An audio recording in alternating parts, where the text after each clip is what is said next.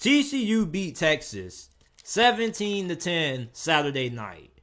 And I haven't talked about TCU that much on the podcast this season, and a lot of people been coming at me about it. I apologize. When you look at the Horned Frogs, right? This team, we had questions about their defense. Well, their defense looked really damn good against Texas. Quinn Ewers looked garbage in this game. I love Quinn Ewers. He's one of my favorite players in college football, but he was off in this game. Not only was he off, but Texas offense was off. B. John Robinson. This is somebody who has been going ham over the last couple of weeks. He was held to 29 yards on 12 carries in this game. Not only that, but Texas as a team only had 28 rushing yards. Their defensive line for TCU got after the Longhorns' young offensive line all night. I mean, Texas just looked out of sorts in this game. And it's funny because they were at home. They had the home field advantage. And it looked like they got rattled in this game. Now, TCU, this wasn't the kind of game that we are accustomed to seeing out of them. You know, normally we're used to seeing them put up 40 points a game. But I think this game showed us why TCU is the second best team in college football, because we thought that this team could only win two ways. Either they outscore you, or they have to be able to come back from behind against you and get a couple of miracles here and there. But going into this game, they went on the road. They were going against a Texas team who many people picked to beat them. And they proved the doubters wrong once again. This team showed that they have multiple ways to beat you.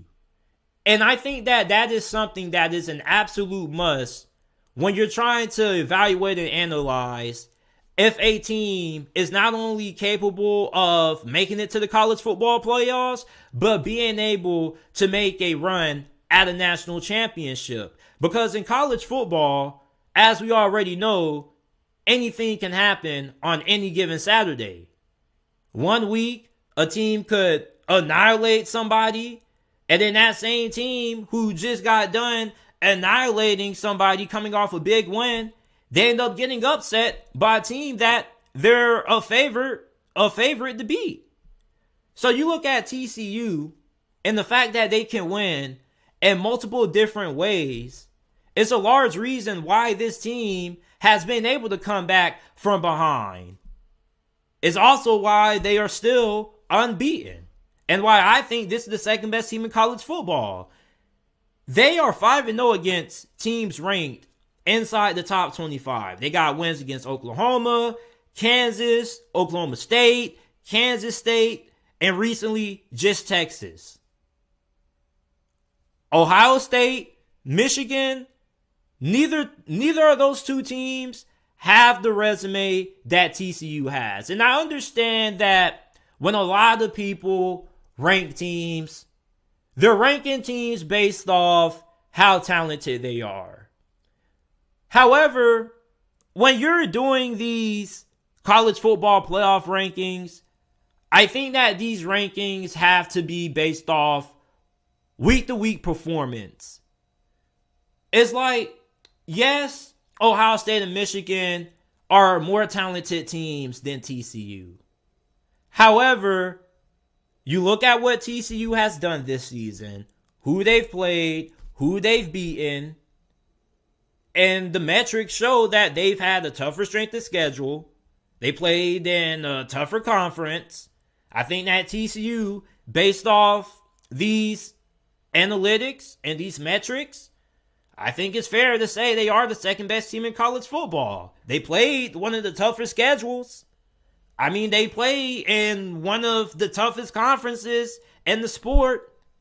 Ohio State, Michigan, they're good teams, but where's their resume? And I understand that we do have to take talent into account. I do know that there are going to be plenty of Michigan and Ohio State fans who come on the comment section for this segment and say, oh, JT, if Michigan and Ohio State were to play TCU right now, TCU would lose by multiple possessions. Okay, cool. I don't care about that. I care about the overall body of work right now. I care about the resume. And the resume right now shows that TCU is the second best team in college football. We have to start rewarding teams for playing tough schedules. We just can't say, oh, TCU's a good team, but they're not the second best team in college football, JT, because they're not as good as Ohio State. Well, yeah, they may not have the horses or the 5 and 4 stars as Ohio State and Michigan do. But I mean, damn.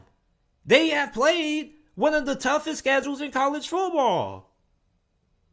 So, I mean, we're just not going to give them credit for that? I mean, if we want to keep putting Ohio State over TCU when TCU is beating teams like Texas and Ohio State is beating teams like Indiana and Northwestern. Okay, cool. I can understand it if you still want to use the whole talent argument. But I mean, shouldn't we be doing these rankings somewhat based off week to week performance? And based off the week to week performance and who TCU has beaten, they're the second best team in college football.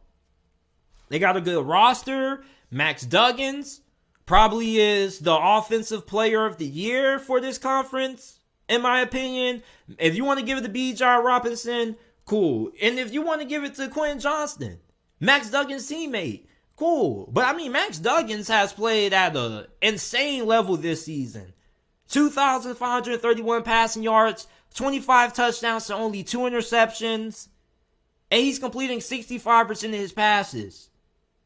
He's playing at an insane level right now.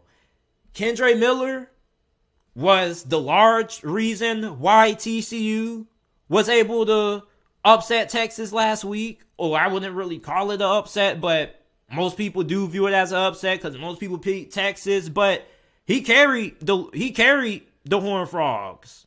I mean, he had 6 yards per carry, 138 total yards on the ground, a touchdown, and he did this with 21 attempts.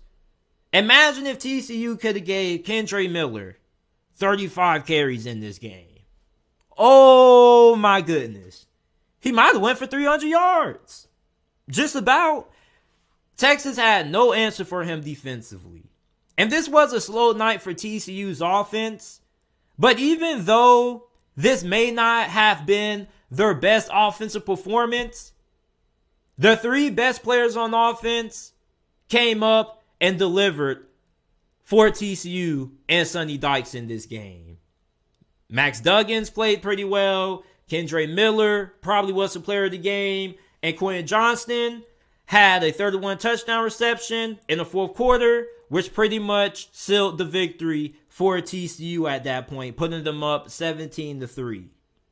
This TCU team is the second best team in college football. I don't give a damn about what the 24/7 team talent composite rankings say. I don't care who would be favored on a neutral field, home field. I don't care.